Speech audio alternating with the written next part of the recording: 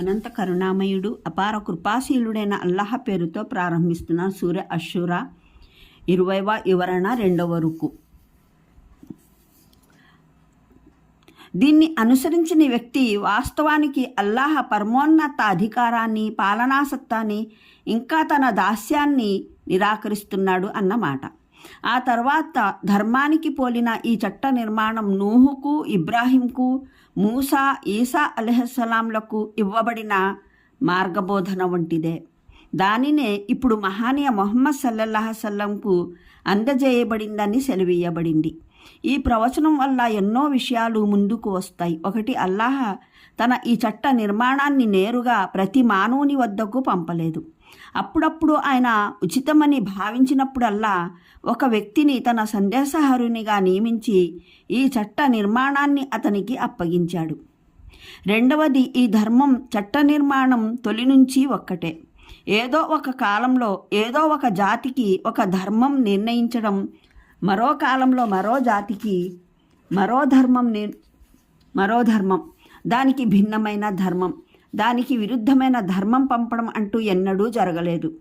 దైవం అనేక ధర్మాలను పంపలేదు. దైవం పక్షాన ఎప్పుడు వచ్చినా ఒకే ధర్మం వచ్చింది.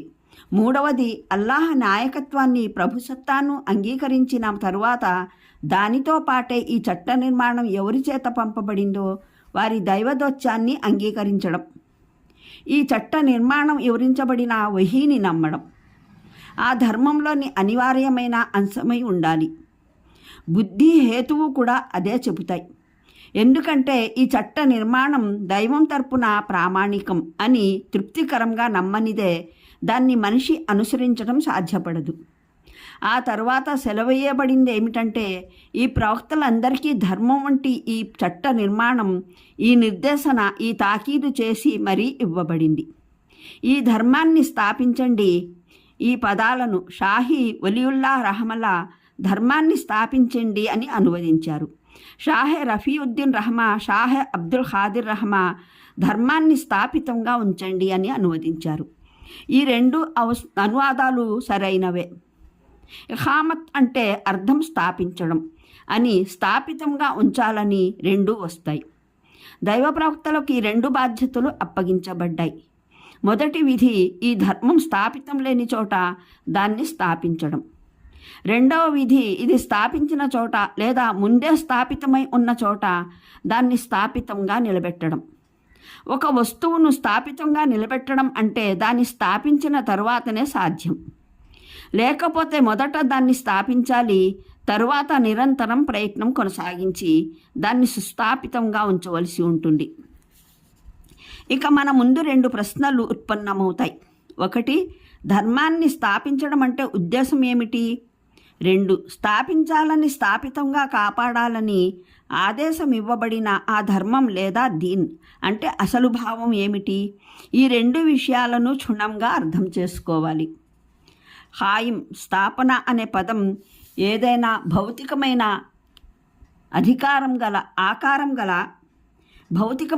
ఆకారం గల వస్తువును గురించి ప్రయోగించినప్పుడు దాని ఉద్దేశం కూర్చున్న వారిని లేపడం అని వస్తుంది.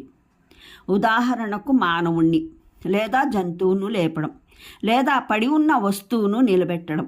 ఉదాహరణకు బొంగును లేదా స్తంభాన్ని నిలబెట్టడం, లేదా చిందువందై పడి ఉన్న అంశాలను ప్రోగు చేసి ఎత్తుగా పేర్చడం.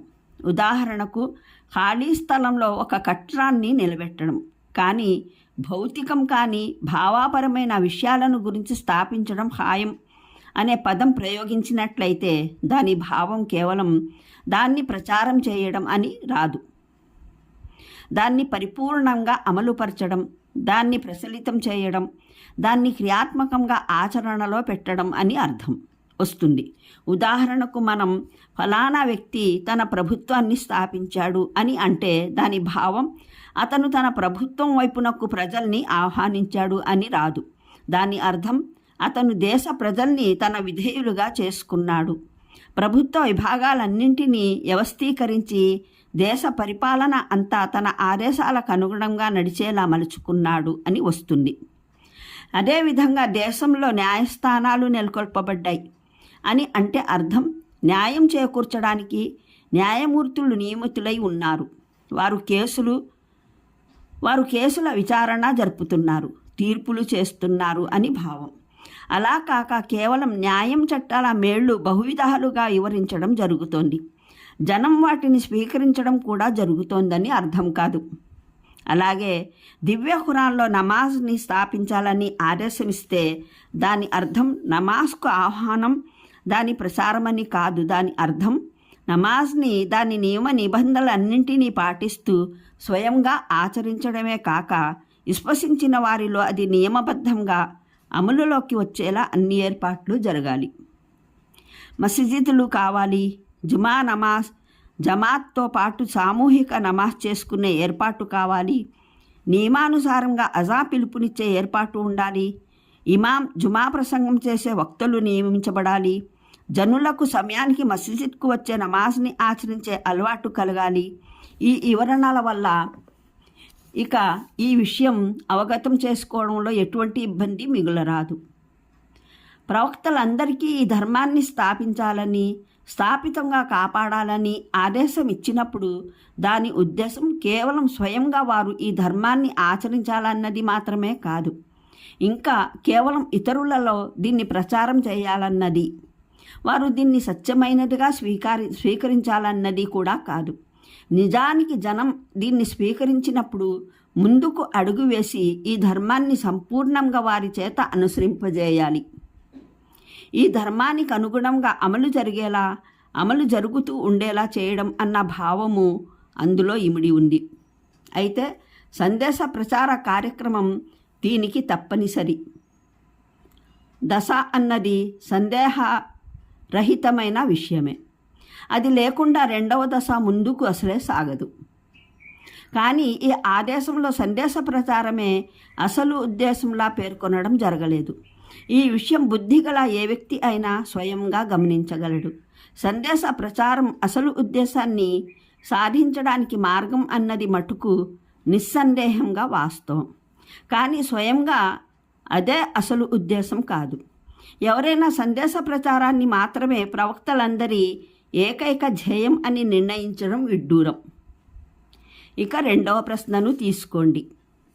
ఏ ధర్మాన్ని స్థాపించాలని ఆదేశమైందో అది ప్రవక్తలందరి అలైహిస్సలాంల మధ్యన సమిష్టి ధర్మమే అయినా షరియట్లు, శాసనాంగాలు అందరివి భిన్నమైనవని కొందరు గమనించారు.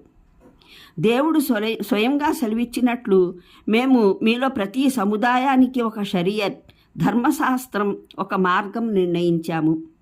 అల్మాయిదా సూరా 48వ ఆయత్. దీన్ని బట్టి వారు స్థాపించవలసిన ధర్మం అంటే ఉద్దేశం షరియత్ ఆదేశాలు కావు. కేవలం దేవుని ఏకత్వం, పరలోకం, గ్రంథం, దైవ దౌత్యాలను నమ్మడం, దైవారాధన నిర్వర్తించడం, మహా అయితే అందరికీ సమిష్టిగా వర్తించే ప్రముఖమైన నైతిక సూత్రాలు ఇందులో చేరి ఉన్నాయని తలంచారు. కానీ ఇది చాలా స్థూలమైన అభిప్రాయం. ఇది కేవలం స్థూల దృష్టితో ధర్మం అన్నది ఒక్కటే అని షరియట్లు, ధర్మశాస్త్రాలు భిన్నమైనవి చూసి ఏర్పరచుకున్న అభిప్రాయం. ఇది చాలా ప్రమాదకరమైన అభిప్రాయం కూడా. దీన్ని సంస్కరించకపోతే ముందుకు సాగి అది ధర్మంలోనూ ధర్మశాస్త్రంలోనూ విభేదాలు సృష్టించే వరకు వెళ్ళే ప్రమాదం ఉంది. ఈ ప్రమాదానికి గురయ్యే సెయింట్ పౌలు ధర్మశాస్త్రం లేని మతం సిద్ధాంతాన్ని ప్రవేశపెట్టాడు. తద్వారా మహాన్యా ఈసా మసీహ్ క్రీస్తు సముదాయాన్ని చెరిపివేశాడు. ఎందుకంటే ధర్మశాస్త్రం షరియత్ మతానికి వేరైన అంశంగా నిర్ణయమై కేవలం మతాన్ని స్థాపించడం అవసరం. కానీ షరియత్ని కాదన్నప్పుడు అనివార్యంగా